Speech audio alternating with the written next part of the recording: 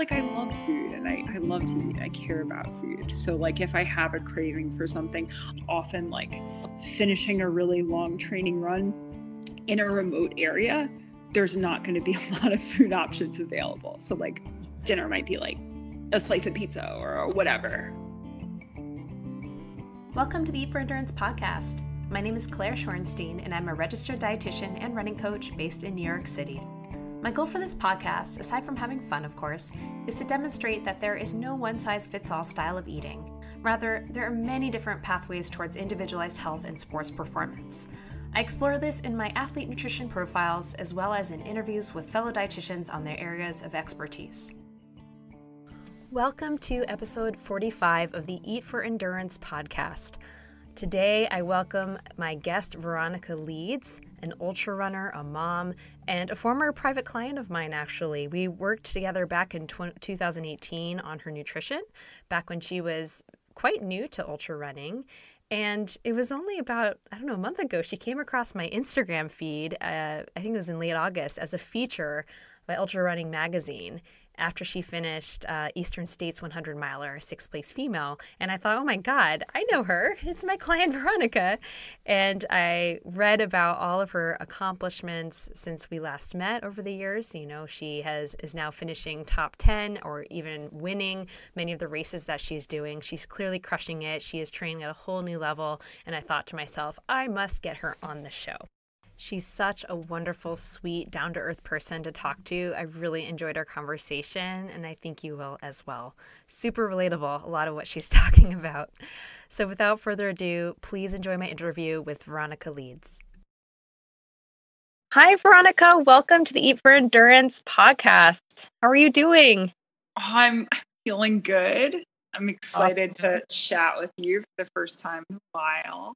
Yeah, it's been so long since we last talked, and a ton has happened for you, especially as an athlete. And, I'm just so excited to hear all about it today. But, you said you're a listener to my podcast, which is so fantastic. But so kind of like how these nutrition athlete profiles tend to go, although they take very circuitous routes sometimes. But before we dive into your nutrition roots, my goodness, we need to talk about what just happened. You got into like a crazy bike crash.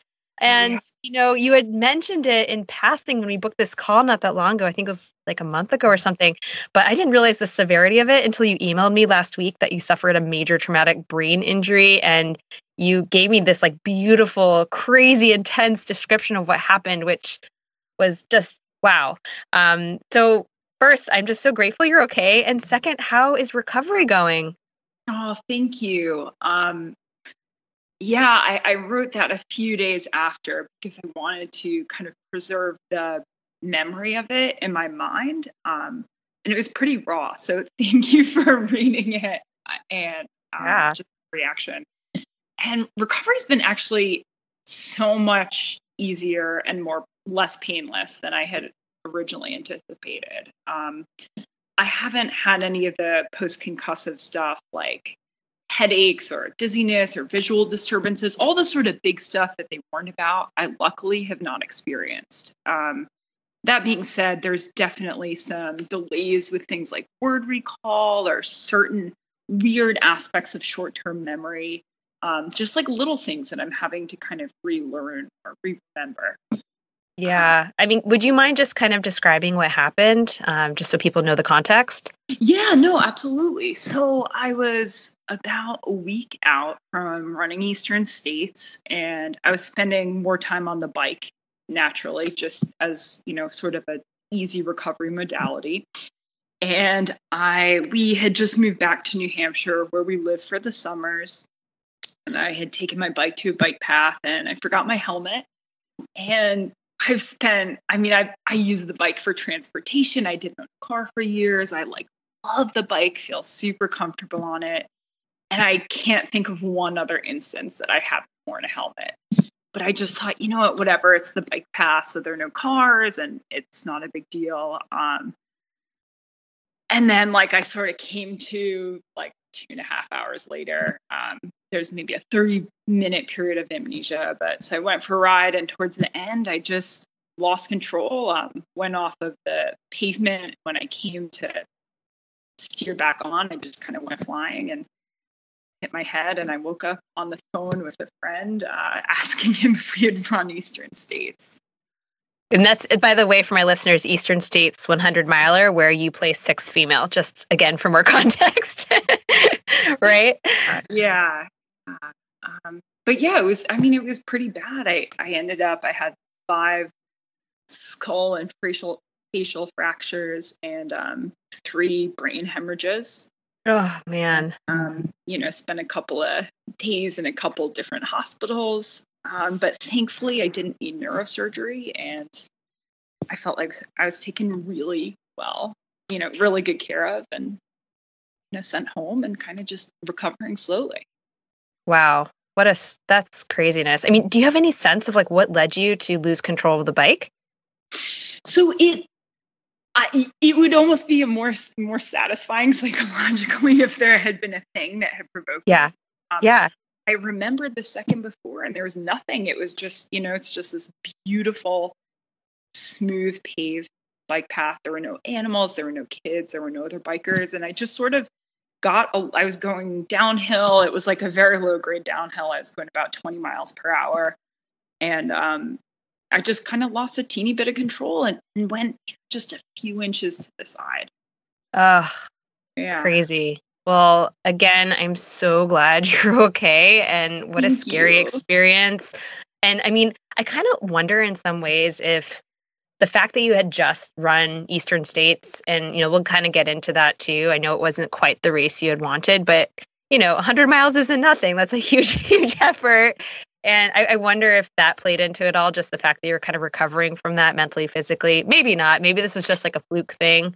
But I don't know. I'm sure it did. I ran Eastern States, and then it just so happened that the next weekend was a backyard race that I kind of helped set up, and it was 10 minutes from our house. So I stayed up all night and I did the AC, and it was so much fun. But I'm up all night doing that and drinking, and that's the second week in a row losing a full night of sleep. That was 2 nights before the accident, I guess, and then came home and did a recovery run, and it was, maybe hour 2 on the bike, and it was at such a low intensity that I wasn't fueling on the bike, but I'm sure it was just a combination. It was just my body thing. It's time to take a rest, girlfriend. Yeah, for sure. One thing that, when reading your description that you sent me, I couldn't help but smile when you were writing about fantasizing all day about eating an Ezekiel muffin with peanut butter. Obviously, the entire context was nothing to laugh about, but I kind of giggled a little bit when I saw that, because I'm thinking to myself, is that what you typically crave in an Ezekiel muffin? And the horrible part was you couldn't eat it for multiple reasons, and that was sad. Your husband snuck out of the room to give it to you and all this thing. But yeah, is that your normal craving? Where did that come from? That's a pretty standard, that's in the repertoire. Sure. A frequent flyer for sure. Yeah. Yeah, it was really funny because I wasn't allowed to eat for or whatever, but that was the one all haze. And it's all things, but that was the one thing I remember that I kept perseverating on was I'm hungry. Oh man, that sucks. Yeah.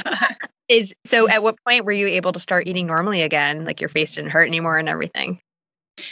So as soon as I got clear that I didn't need surgery, which was, I don't know, maybe 30 hours after the accident, somewhere in that range. I guess they just they went through the 3rd set of CAT scans, and they determined that the bleeding was occurring at a rate at which the brain could reabsorb it. And I wasn't at risk of my brain filling up. And needing to relieve the pressure. So then I was allowed to eat, and they sort of said, you can eat completely normally as tolerated. Good. Okay. But it was soft foods for a little bit. Yeah, I imagine you must have been in quite a bit of pain. Yeah. Oh, yeah. Okay. Well, Glad you're okay and on the road to recovery. And I think you said you even started running again. Is that right? Yeah. So it was really awesome. Last Monday was my first day back that I was cleared to run. And it feels absolutely like, so I think some of the sense of just like life appreciation, and that obviously umbrellas out to running because it's so dear to my heart, is like just really vivid and present since the accident. So like it's just felt so amazing. I mean, my fitness has definitely taken a big hit, but Yeah. I sort of don't care. Just like I'm out there and it's great. What did you have lined up for the rest of the season? Like, were you kind of done after Eastern States, or did you have a bunch of stuff lined up for the fall? Yeah, so thankfully that was the planned end of the race season. Okay, good. Sort of privately, I had been toying with the idea of running Cat's Tail, depending on how my recovery went from Eastern, which is actually this coming weekend. And I'm going to sweep the first 10 miles, so that'll be fun. Okay. But there were no big plans for the fall, which I also feel really grateful for that this happened at this time. Yeah, absolutely. All right. Well, let's now rewind and dive into your nutrition roots, because this is where, it all starts. And it's really interesting to hear about where my guests kind of came from in that sense. So yeah, talk to me a little bit about what you remember about nutrition, your childhood, and as I often kind of phrase it, what the food scene was like in your house growing up. Yeah. So it was actually a really good food scene in some respects. My mom cooked most nights of the week, and we always sat down. I have one brother, he's about 7 years older. So we always sat down and made like a thing of eating. And my grandparents on my maternal side were like really passionate about food. And from a really early age, I have pretty vivid memories of like certain things that they would make.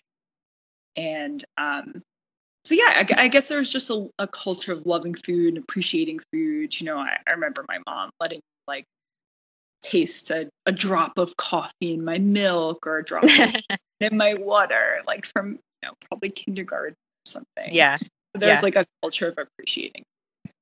Awesome. Did things change at all kind of as you became a teenager, or not really? Are there any kind of transitions or things that stuck out to you in your memory about food and body and all that kind of stuff?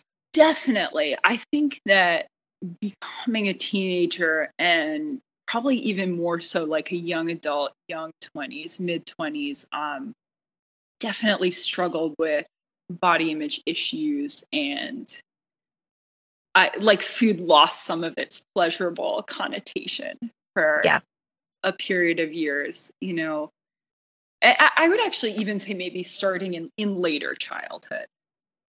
What do you think was the kind of stimulus for that?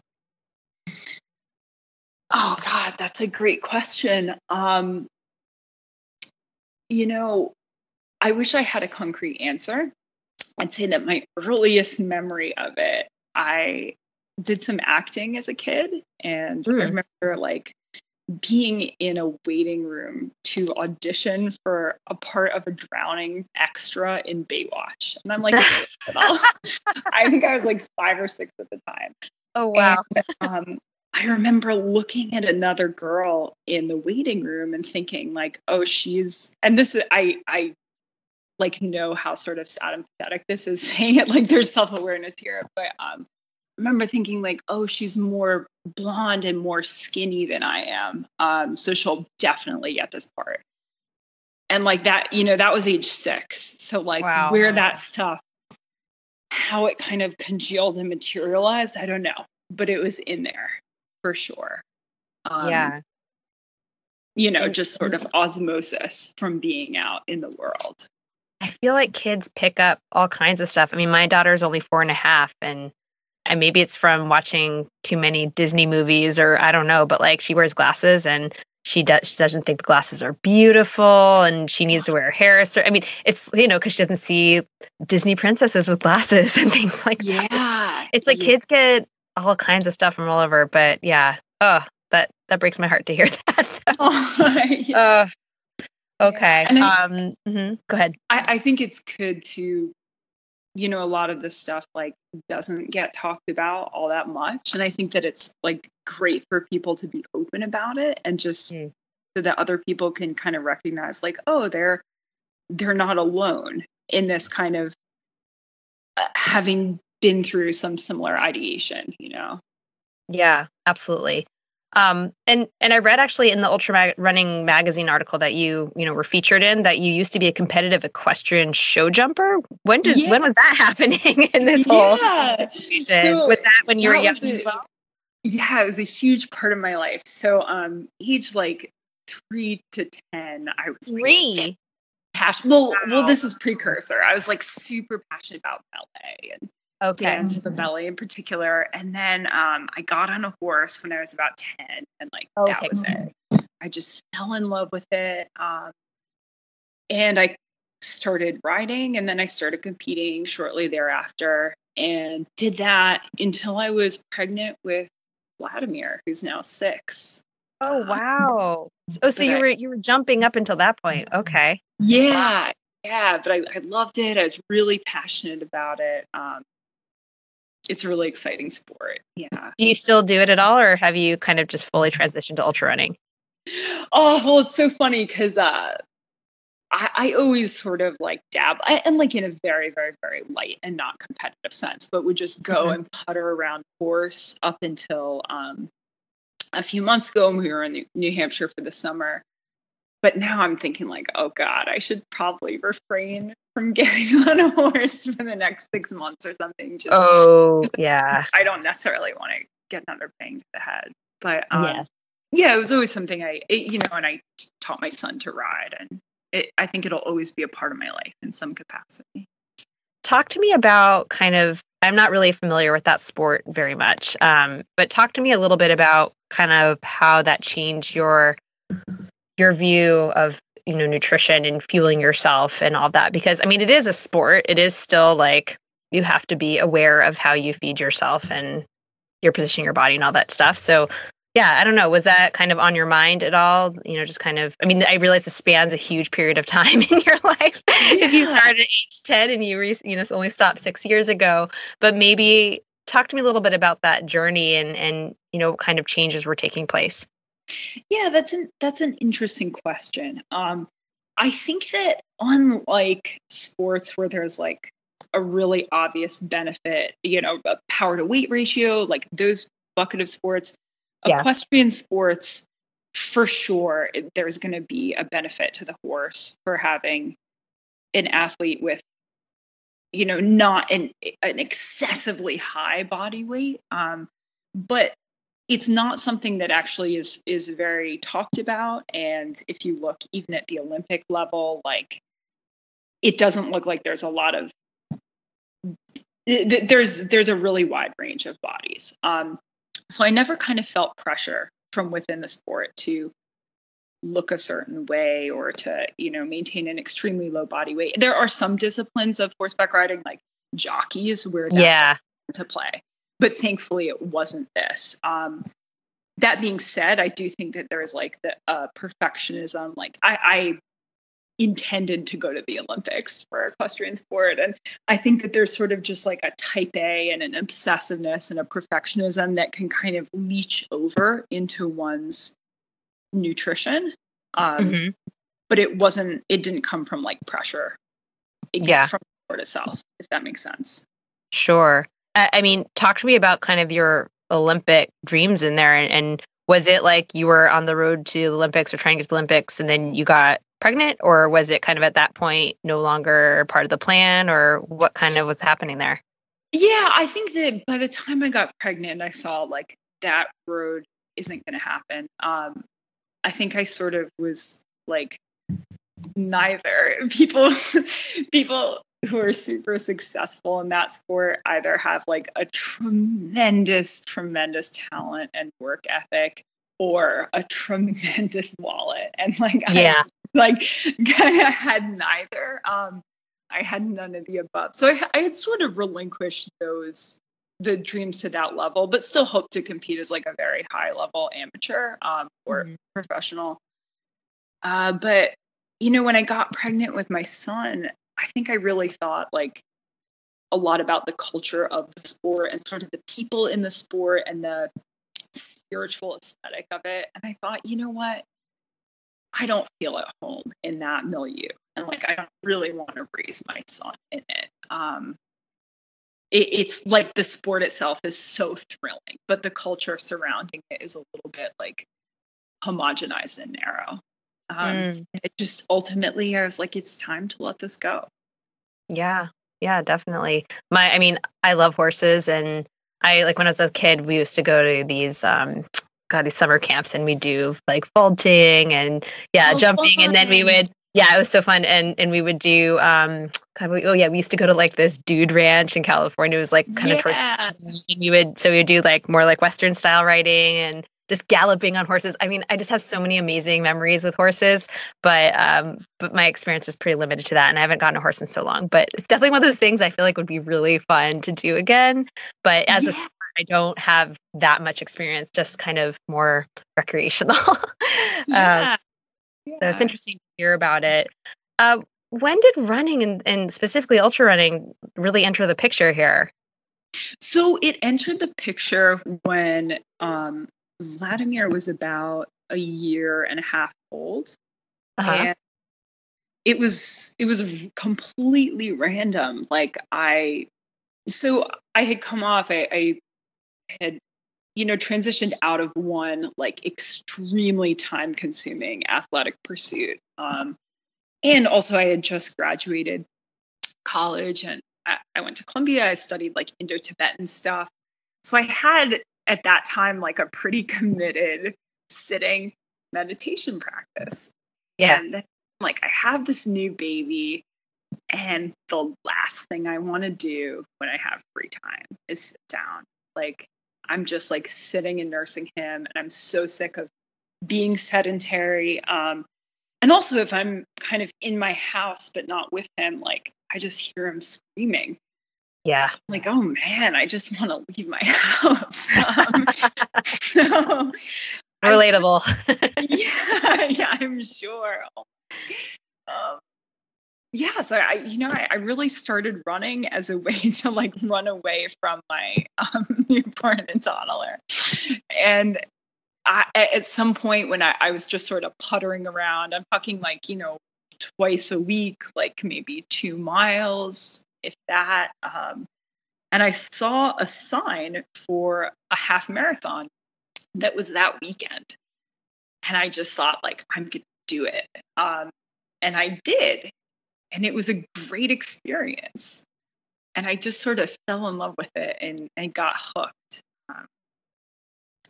And I think like, because I had, for my whole like teenage and young adult life, like structured my life around an athletic discipline, albeit like a non-aerobic one, a technical one, but still like that idea of finding pleasure and meaning in sport was super ingrained. And so it sort of easily just fell upon this new target.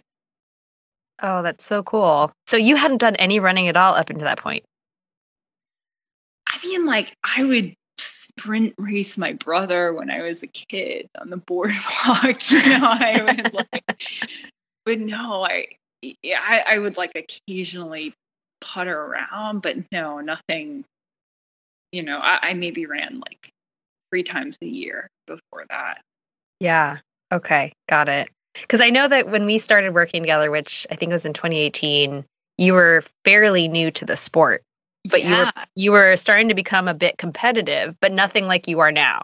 So it was, or not quite at the level you are now. You were kind of like on the rise. No, I think you're right. I think it was like brand new. Yeah. You were very new to all that stuff. Super new. Yeah. Yeah. And now you're like crushing it, which is so cool.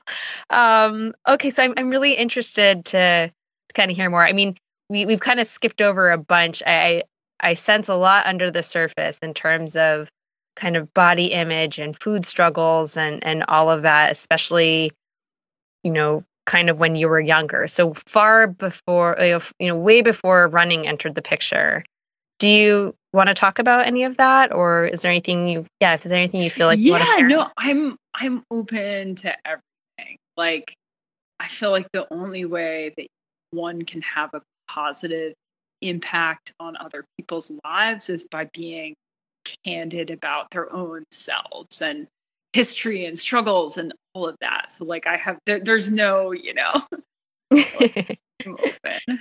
Sweet. Yeah. So I know, when we started working together, you were running, you were doing the ultras, you're getting into all that stuff. And, there was still that kind of body awareness, desire for weight loss, kind of self-consciousness present, which I know has changed now. So now you're in a much different, more positive place that you shared with me, which is awesome. So yeah, I guess I'm kind of curious kind of what things were like prior to us meeting. And obviously you shared that with me privately, but I want you, I'm not at liberty to share that. So I would like you to share whatever you feel comfortable, kind of what your experience with food was like and your attitude towards nourishing yourself and, just how you viewed it, especially coming out of this situation you described with your family where food was pleasurable, that you all sat down and ate food and all of that. And then kind of you became aware of these struggles when you were quite young. So yeah, anything you'd like to kind of share along that journey up into the point where we started working together and you started running and all of that? Yeah. I guess it's been a really long journey. I can remember probably disordered eating. I would say subclinical eating disorder, but disordered eating and like disordered behavior and thinking around food and body image starting very young. And then in high school, probably starting to restrict food on some level. I also, at some point in there, like age 18, 19, I went to rehab for coke. So that was a mechanism of like restriction or, like a means to achieve like a certain body type, I think, for my adolescence. And then not having that as a young adult, I think I just turned to like just really strict restriction for a period of years. I remember like not having a normal period since age 18. This has been the first year that it has finally like come back regularly, which is like so exciting that I can't even like describe. Yes. I remember we were working with that when we were together. Yeah. Yeah. But, so just really, just disordered behaviors that were like essentially some degree of restriction and worrying and obsession, sort of like perseveration on the type, degree or type of restriction. Do you think, years. Yeah. Do you think that running kind of helped you get out of that in a way? So much. So I think there are two interesting components of it. I think the first, hey Luna, is that just running long, you get really hungry. It sort of became unviable to ignore hunger cues that maybe, when you're a student and you're sitting on a train and then you're sitting in class and you go home and you sit on a horse. Like when I had maybe a less active life, like those were a little bit easier to kind of push down. And then suddenly starting to run and it's like, oh, wait a minute, I really want to eat. It doesn't feel good to restrict. I think I also started to see from very early on that my fastest times and best performances actually had like an inverse correlation with body weight. And even though, I'm an N of 1 and I have like a limited data set, but I still do have a fair amount of metrics around, what I weighed and how I performed or what percentage or how good I felt, how fast I was, my injury history. And I think over time, I really saw like, oh, wow, I'm faster and I'm more competitive when I'm not restricting food, like in any, in any sense. So it took some years of that. I think, and then also just having really good role models of friends who loved food and loved to bake and loved to cook and loved to drink and just had a healthy relationship with nourishing oneself. So, so I think it was like both running and the people in it that kind of helped recalibrate that baseline. Yeah, absolutely. And it's really interesting to hear and wonderful to hear that your success, as an athlete, and obviously this is an ongoing process that you're on, but or that you're in, but that it has been independent of weight. And because as you know, so often we link it to weight, and it's not all about that. So it's really nice to hear you actually say that. It's really fascinating. I think that in a lot of sports, and even in shorter distances in running, like you can draw a pretty direct correlation. But I think as the distances get longer and there is, multiple, sometimes competing hypotheses on the reasons behind this, but there isn't as clear a correlation. And I've definitely found that to be true for myself. Yeah. And it's just like really liberating. It's liberating to shift the narrative from how do I look or how do I want to look to how fast am I? Yeah. How competitive am I? Like it's just it's a really liberating shift. Yeah. So I mean, I'd love for you to share a little bit more about your journey. I mean, maybe from a training perspective, actually. Just, again, to kind of go back to what we were saying before, when we were first working together a few, handful of years ago, you were doing some races, but it wasn't just on the level that you were doing now. I mean, as we said, you finished 6th female at Eastern States 100. And I know that wasn't your goal. Your goal was to win it. You had some major challenges in that race, which, you can also share. But I mean, 6th female is really amazing. And you won. That was it was low down in the field. I didn't even actually look at the results, but I believe it was in like the lower half of the field. Like it sounds good, but that actually was like a really poor performance. Oh, really? Yeah, but thank you. Yeah. Well, I know you've won several races, like outright, or for 1st female, and you finished top 10 in everything I saw on Ultra Sign Up. So I mean, you are performing pretty, you're crushing it, dude. I think you are, especially compared to where you were at when we were working together. So I know you still have a ways to go to get to what you want to achieve, which is great to have those goals. But yeah, I mean, do you have any other kind of thoughts on what's led to your greater success in the years between, since we last worked together and now? Yeah. So I think I would say the biggest factor that we just really lucked out on is that there happens to be this huge and thriving ultra running trail and ultra community based out of the park on which our house is like on the perimeter. Oh, so wow. It's just a huge group of us. I mean, sometimes there'll be 40 people who come out on a Sunday to run. And these people have like become my best friends in the way that you have friendships in like middle school and high school, just like sort of intense, really close relationships. And we're all kind of doing the same thing. So there was both like the logistical aspect of just, there are so many people to run with. There's so many fast people to run with. There are people who have accomplished a lot.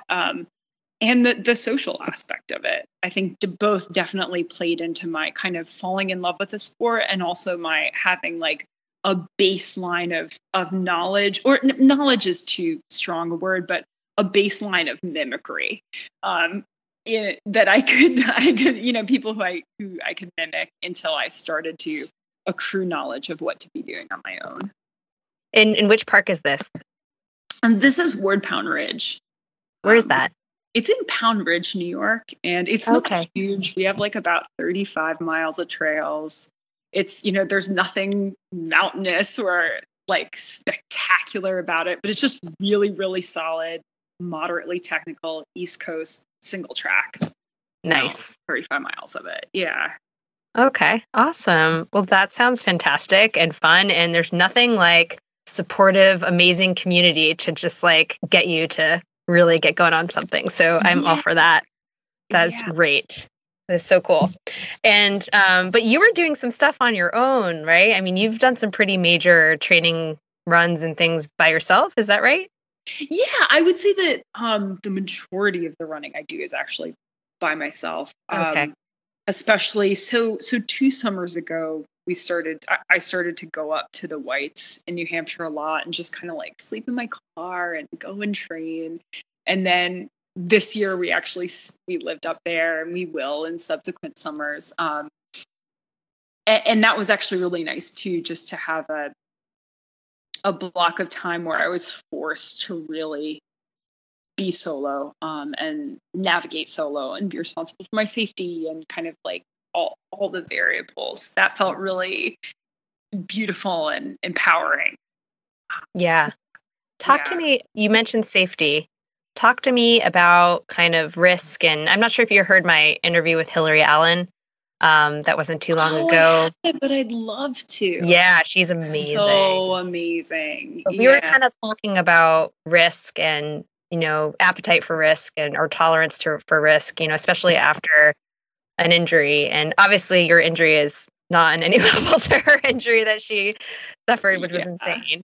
But still, like, you had a bad crash, and it's terrifying. It's terrifying, right? And I wonder if, I don't know. And I was reading about some other training experiences you've had out in the mountains where it's also like there were some close calls and it was pretty scary. And yeah, I wonder kind of what your thoughts are on that, especially as a mom, as a wife, and just for yourself.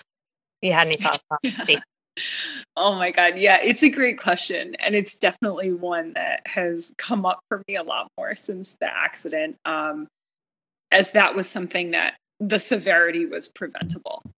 I probably still would have had a bad day, but I probably wouldn't have walked away with hemorrhaging and whatever had I been wearing a helmet. So this is definitely a work in progress. I have always found that, I'm not super averse to risk. I'm not maybe like fearful of certain situations in the way that people close to me are. But this feels kind of natural and normal to me. But the consequence is that I have had some really close calls in the mountains. And looking back, they were all stuff that's like, oh, I should have just had a touch more gear, or I should have just turned around, like I knew the weather was bad. Again, so sort of like preventable close calls.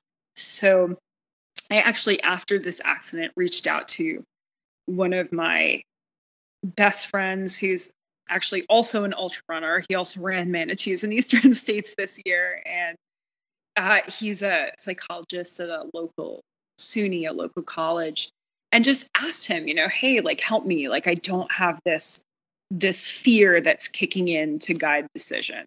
So like, help me come up with some sort of steps that I can use alternatively to evaluate risk, especially if I'm going to be in the mountains or it's winter or I'm going to be solo or whatever. So just like establishing a framework for guiding decisions in the absence of like the fear that does that automatically for other people. That's so fascinating. Yeah, I definitely cannot relate to that. I need like the opposite. I need someone to like kick me in the butt and be like, just get out there. Oh my God. But I think there's a benefit to, in some ways, to not having that fear, right? To push you to do really incredible things. But yes, obviously at a certain point, we want to be very careful. We want to make sure we're being smart about it. I think as Hillary had said, like, there's always risk in the mountains. Like, you can't go out there and never have any risk. Like, it's a risky sport. And it's a dangerous sport, but you can at least be somewhat smart about it and take certain precautions.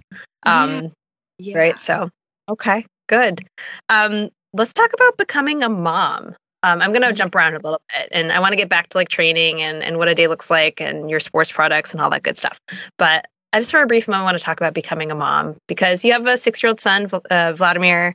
I know how challenging pregnancy and postpartum and just simply being a parent is, I mean, it's so freaking hard. And it's hard on your body. It's hard on your ability to train and compete. It's hard on mental health. It's hard to balance.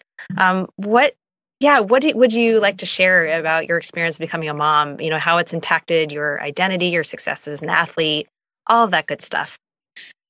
Yeah. So it is, I love what you said. Like it's super hard and it's also relentless and it never goes away.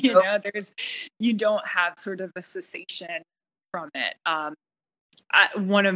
Somebody described it to me once as like the longest break you get is when you shut the passenger car door and you walk around to the driver's side. Like that's your big break in parenting. Oh God. Yeah.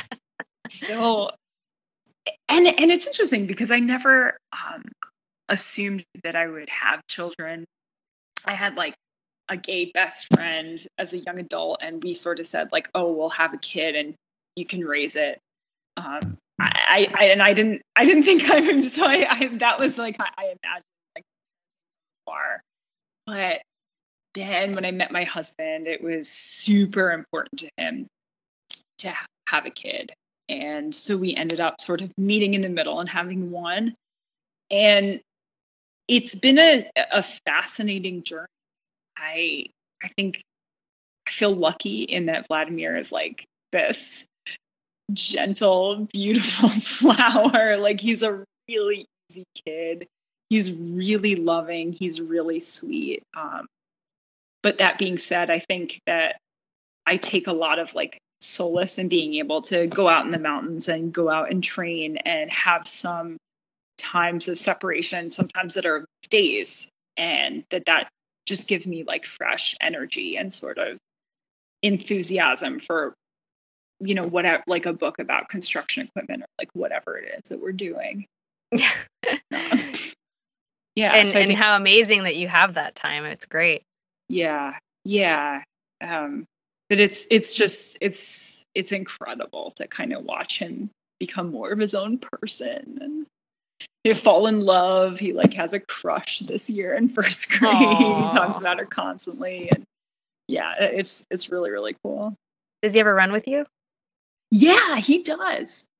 So some months ago, he said that he wanted to start training. So I had him like draw out a training plan for himself, which was basically like him running 3 days a week. So for a period of months, we were on a pretty good train. We did bridge to bridge, which is like a 1.1 mile loop. And we did it several times a week, and he loved it. Yeah, and then when we moved, that sort of fell out. But I took him hiking a lot, and that's awesome. That was really fun. We go about 1 mile per hour. And there's a lot of like snacks involved. But yeah. Does your husband run as well? Yeah, he does. He's done some really cool stuff himself, and he's definitely like less of like an obligate runner. He likes it. He loves it. He doesn't love it as much, but yeah, he gets out there and trains and races. Awesome. All right, let's get back to the nutrition. I would love to hear what kind of a typical eating day looks like for you right now. Or if not right this moment, because things are still a little funky with your recovery, maybe kind of at the height of your training. Yeah, it's funny. I'd say the eating definitely differs in like this sort of transition phase and down phase versus the height of training. But usually just because of like, I mean, not just the difference in training load, but I'd say even more so the difference in available time. Mm-hmm. So this time of year is like the really fun time for getting to cook and make kind of more elaborate things or lunches that take a while and whatnot. Yeah. So like right now, a typical day is, should I just run through like daily? Yeah. I mean, maybe first start with like, do you eat all things? Are there any restrictions in your diet? And yeah, just kind of run through what a day looks like. So I'm like the most sort of bullshitty, like loose vegan that you can possibly be. Like I like at my home, like I cook vegan. If I'm making food for myself, it's vegan. But if I go to a race like mile 80, like I'm gonna eat bacon or bacon pizza or what, like I'm gonna eat anything that appeals. Sure. And one of my best friends in the world is like this amazing baker. So also anything that he bakes, I will eat like without any hesitation. How long have you been vegan for, or quasi-vegan? I think it started when I was at Columbia and like studying Indo-Tibetan stuff. Okay. That's when the seeds of it kind of started. So I was like 21, 20. So yeah, about roughly 12 years. But they've been very much on and off. And like if I go to Italy, like I'm gonna eat whatever. So it's like really, really loose. Got it. Because I just like, I love food and I love like experiences. Yeah. Yeah, but at home, so when I cook and just make food for myself, it's typically vegan now. Okay. So yeah, talk to me about kind of what that day looks like typically, or what a day could look like. Yeah. Yeah. So like, I'll just do today, which is pretty typical. So breakfast and lunch are usually the same every day. Breakfast, I made like oatmeal with blueberries, tahini, molasses, Yum. ginger, cinnamon, cardamom, turmeric. Like big bowl, like really spicy, really sweet, really warm. And that's before run? Yeah. I like and coffee and like lots of coffee. I typically find that I just do better if I run fueled. I have like no aptitude for, I don't know. I just feel like the quality is always going to be so much higher for me. So unless I'm doing like a really short duration recovery effort, I'm going to fuel beforehand. Okay. And then what? So then lunch is like usually a big salad, but it kind of changes throughout the year, just depending on what's available. And we grow food a little bit. Oh, nice. What do you grow? Oh my God, this year. So we had friends living in our house here. He was actually my classical Tibetan professor from Columbia and lived here while we were up in New Hampshire. But like we had butternut squash, tomatoes, Swiss chard, basil, cucumbers, raspberries, strawberries, all sorts of stuff. Amazing. I just started a vegetable garden in May because we're staying at my parents' house. And so we have all the space now that we're in California. I'm obsessed. I have no idea what I'm doing, like literally no idea, but I'm having so much fun growing stuff. It's amazing. Isn't it so fun? It's so fun. Yeah. And I feel like it's so beautiful to show your kids and that they have understanding of like, oh my God, like food grows. And my 1-year-old loves picking stuff, although she sometimes picks things that are really not supposed to be picked. Trying to teach her, no, only pick the ripe tomatoes. No, but she loves to pick the green beans and the tomatoes and sometimes the flowers. But it's great. It's so great with kids. It's awesome. It's so cute.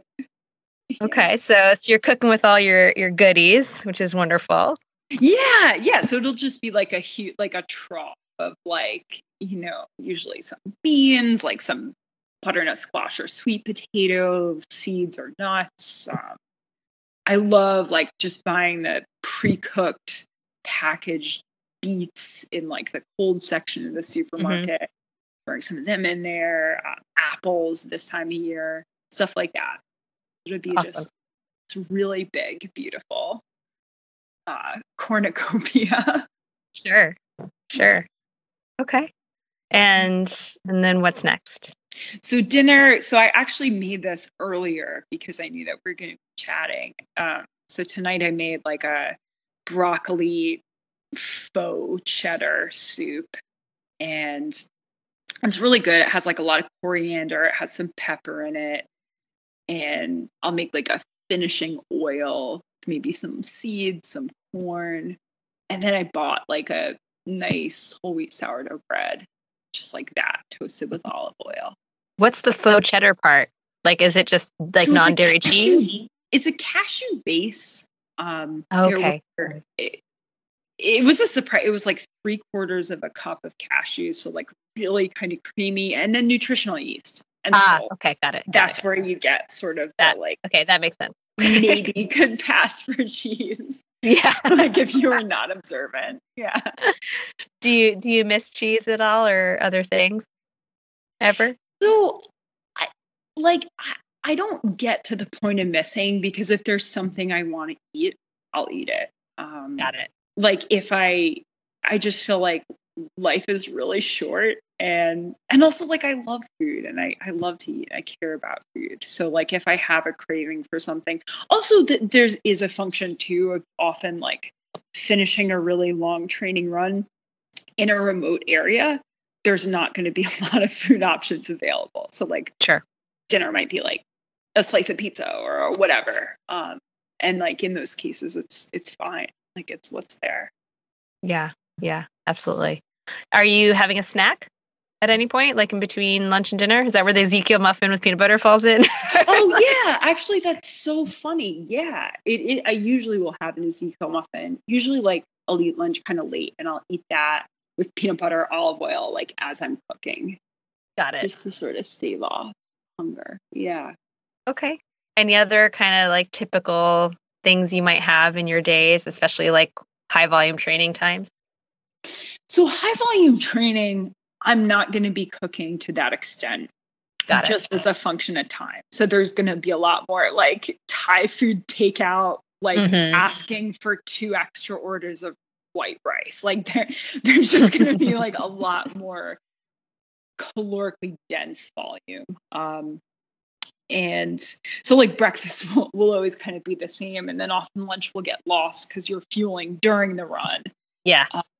And dinner will just be more things like, pasta and olive oil and veg, just sort of like the easiest, most calorically dense, like comfort foods around the higher volume training. And let's talk about that fueling during your runs. What does that look like? What kind of products are you using? What kind of foods are you packing for your training runs or reaching for in races? Talk us through a little bit of that. Yeah, so it's interesting. During the warm season and while racing, I typically like to use just a carbohydrate solution if I have the ability to do so. I think that there are a lot of really excellent reasons for what Stacy Sims would call keeping your calories in your pocket and your hydration in your bottle, like, for separating your caloric source or carbohydrate source from your hydration. But I personally just find that it works really well for me. I think that the drawbacks to it occur more in the winter when you're at risk of not drinking enough to provide you with an adequate carbohydrate source. But I think that in the summertime, it's really easy to just supplement with water or ginger or whatever. So I find that that's less of an issue, especially if you're going to be at a race with relatively frequent aid stations. Can you kind of, go into a little bit more detail about what you mean when you say a carbohydrate solution? Just like a sports drink, you mean? Yeah. So like Guroctane is something that I personally works really well for me, but people will use Tailwind. There are a bunch of, Morton, like drink mixes that have, 250 to 300 plus calories per, 20-ish ounces of water. So that you're saying that you're using just that in an entire race and then just like eating some things off the table? Exactly. Yeah. So I'll eat off the table. So like that will be my primary fueling plan. And then typically I'd say like around 100K, when you just start to degrade both mentally and physically. And like, then I'll eat off the table more as like a point of just interest, just something to like a proverbial carrot to look forward to at the next aid station. I'll kind of pick at food off the table And sometimes at that time, I'll also switch my drink calorie source from like a sports nutrition product to just Coke, and then just do that as like Coke as the primary calorie source for the remainder of the race. Got it. And when you're kind of training on your own, like when you're doing these really long training efforts solo, what kinds of things are you packing for yourself, other than the carbohydrate drink? Oh, so one thing that is super, super cool about the White Mountains is that there are a series of huts. I believe there are 8, and they are all like these high alpine, just almost like aid stations. I mean, it's wow. incredible. So you can sleep there, you can eat meals there, they'll give you butterfly stitches if you need. Like, they're really just these like magical oases of like people in their young 20s who somehow have had the foresight to like do this instead of like drink themselves to oblivion for a few years. And it's just amazing. And there you can they always have baked goods. And I mean, sometimes they'll have like vegan pizza. They'll have, jerky. They just have all kinds of stuff. So often over the summer, it was really fun because I could just pack, essentially like Guru-Octane drink mix and just hit up the huts as like an aid station if I wanted to. That's so interesting. So like people live there? How does that even work? Yeah. So there's a small handful of like young adults live there and caretake. And they're also often like really amazing runners. Like usually when you see someone who looks like in the whites, like, wow, that person's a really good runner. And then like often you would see them in a hut later, like working there. Yeah. That's so cool. So what a great place to train. Wow. Yeah. I mean, and like outside of the whites, and I would be packing. It sort of depends, like on if it's just going to be a low day intensity and maybe with friends, and I know there's going to be hiking. Like, yeah, I'll pack some I'll pack PB&J, or like gnocchi is something I love. Some kind of more real foods. But and that stuff I'll eat a lot. Just during the more casual, like especially during the fall, if I do longer stuff when I'm more time distant, like removed from a race and don't have to worry about practicing as much, I'll be a little looser. I see, like for the most part, you've kind of stuck to East Coast races. Are you trying to kind of get out and do some other stuff at some point, do you think? Or you enjoy the East Coast stuff the most? No, it's so funny. So this year, actually, I've had a lot of time in the past like 6 weeks to think about what I want to do next year. And I actually picked out my calendar. So the first race, which really hinges on my ability to resume training without an increase in, TBI symptoms, would be ideally Trans-Gran Canaria, which is in March. And the other kind of big race of the year would be either the 100K at Val d'Aran, which is in the Pyrenees in July, or the 100K at Eiger. So, and then I decided to do 2, like so those would kind of be the 8 races, and then as just build up races that I would wrap into training as opposed to have a full cycle and taper for. I want to do Breakneck Marathon and then in the spring and Cat's Tail Marathon in the fall, which are both like pretty technical trail marathons. Now, would the whole family come on the bigger trips, or would you leave them home? Yeah, it was so funny in my mind when I first thought about Trans-Gran Canaria. I was like, you know what? Who knows what the international travel scene will be like, and Vladimir technically has school then, and I thought, like, I'm just going to sneak off and go by myself. And then as soon as I, like, broached the idea, like, she's like, oh, great, like, let's just pull Vlad from school. And I was like, oh, okay. Family trip. But so much for running away from your family. Oh, my God.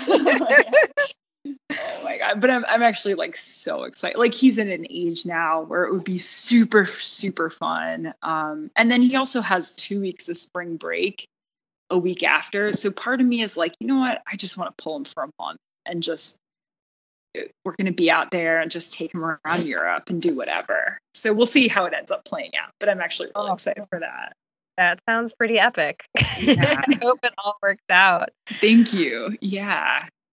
What challenges do you still face with your nutrition? What do you think kind of could still use some improvement or further tweaks?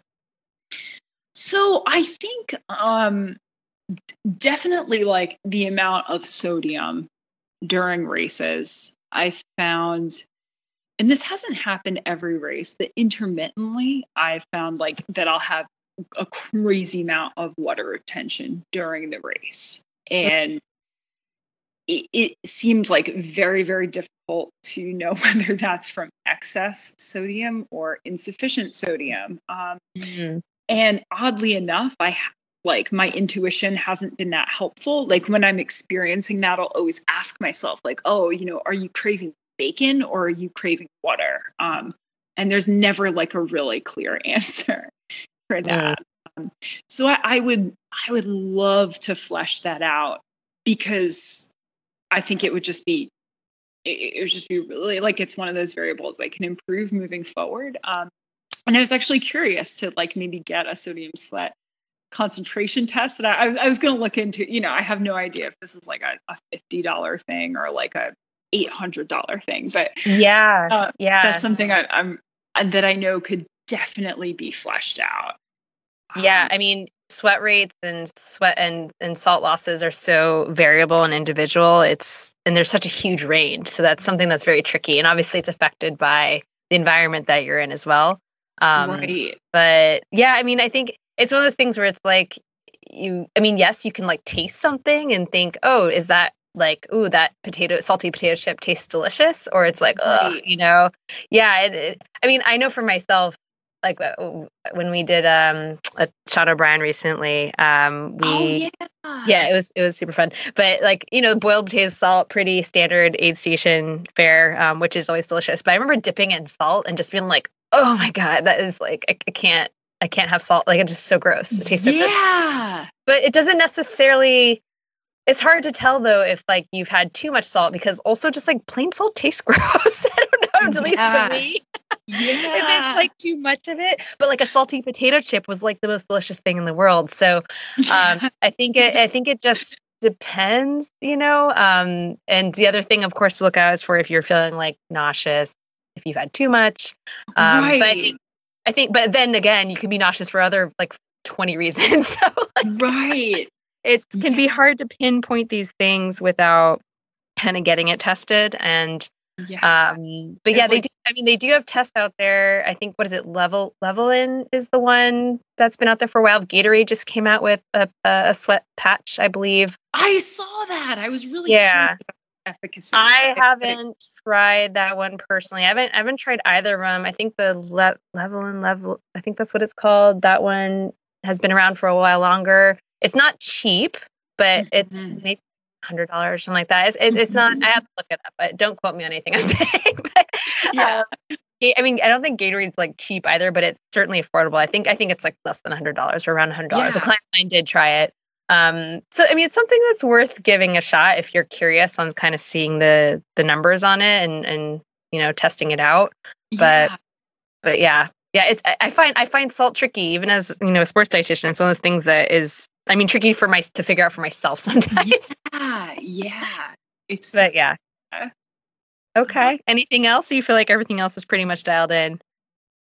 I think probably, interestingly, like I'd say the biggest focus in nutrition is like, just because of my history and because of like experiencing and recalling struggles in body image from such a young age, is creating a really positive and healthy environment for Vlad.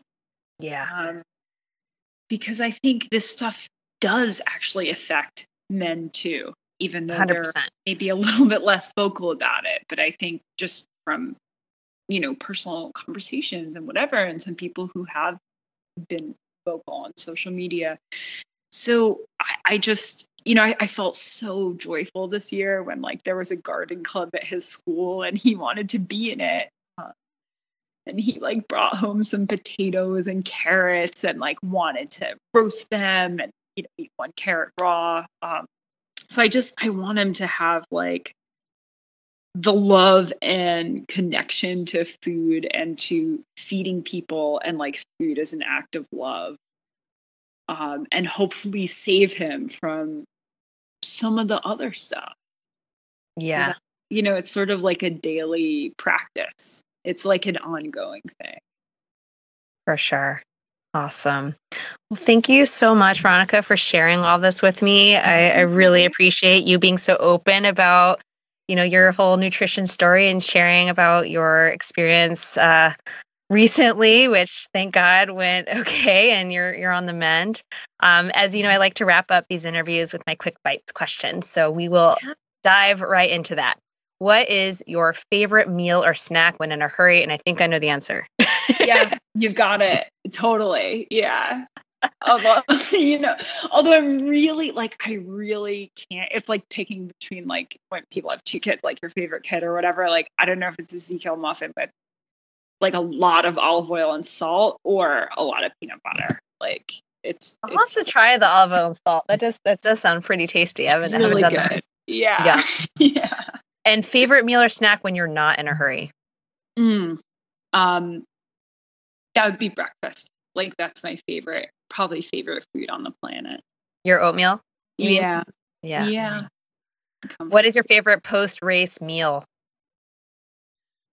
Oh God, it's so varied. Like there have been post races when like I want miso broth and nothing else. And then I remember after my first 100, like nothing looked appealing and someone had put a menu in front of me and there was like a brownie sundae plate to share. And I was like, yes, like that's it.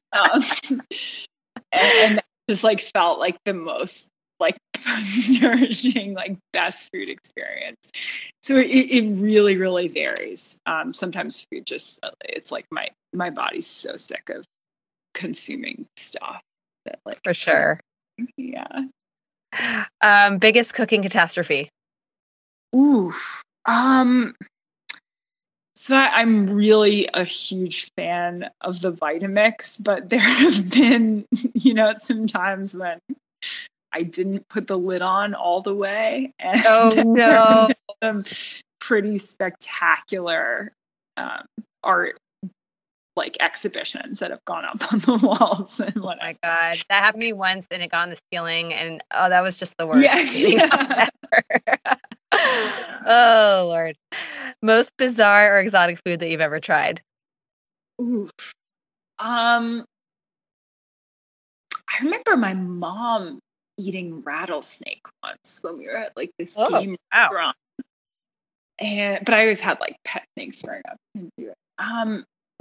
Personally, that's a really good question. I have a good one. It was sea urchin pizza that I had in Sicily. Oh. Sea urchin is sort of like pureed, almost like you would get it in sushi, but it was like pureed as a topping. Huh. Oh, wow. Was that good? It was amazing. It was so good. Food in Sicily is pretty delicious. So yeah, better delish. What is your favorite beverage? Oof.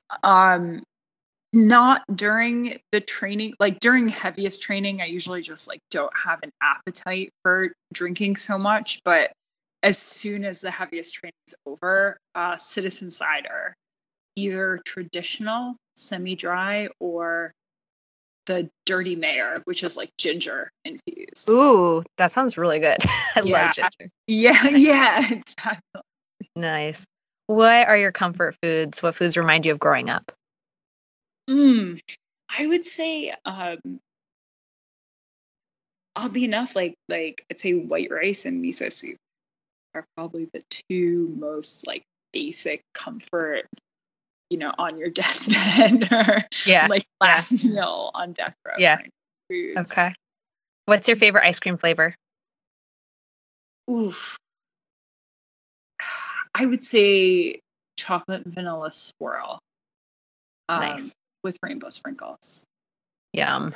Yeah. And last question, top 3 items of gear that are most essential to your active lifestyle.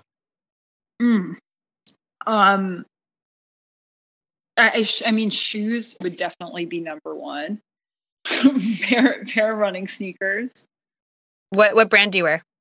I wear Ultra. I recently have been wearing the Olympus, which are like a little more max cushioned than I typically am used to, but they have that Vibram outsole, which just like worked really well in the whites. When you just it was just more technical terrain. You want more grip. Yeah. So I'd say that's number one. And I say number 2 is the car, because like I sleep a lot in my car. Like I put the back seats down. Nice. And probably number 3 would be my sleeping bag, which goes in the car. That would be great. Awesome. Yeah. Awesome. Well, thank you again so much, Veronica. It was so much fun catching up with you. It's been too long. And it was so fun, like seeing you like pop up in my Instagram feed. I was like, oh my God, I know her. I was like, you're just crushing it. So I'm really glad I was able to get you on the show so quickly. So thanks again for your time today. And I hope everything works out for your upcoming racing season next year. So I can't wait to hear all about it. Thank you. And I'm hopefully going to be in California like somewhat soon. So I'm going to reach out. Well, definitely reach out. I don't know if I can keep up with you. Maybe I can, but I would love to. I know. Take you to the redwood. All right. Have a good one. Thanks, Veronica. Right, you too. Ciao. That wraps up our show for today.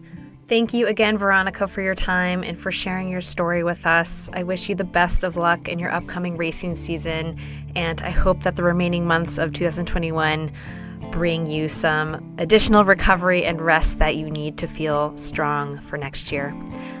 Guys, as always, I ask you to rate and review the podcast if you haven't already, or share with friends. I really want to get the word out. I know I don't have very consistent output at this point, but I'm still trying to get the word out as much as I can. So any help that you can put in, since the show is free, I would really appreciate it. Otherwise, you know where to reach me if you ever have any questions, comments, feedback, anything at all. eatforendurance@gmail.com, and you can find me on Facebook and Instagram at eatforendurance. Until next time, guys, have a good one.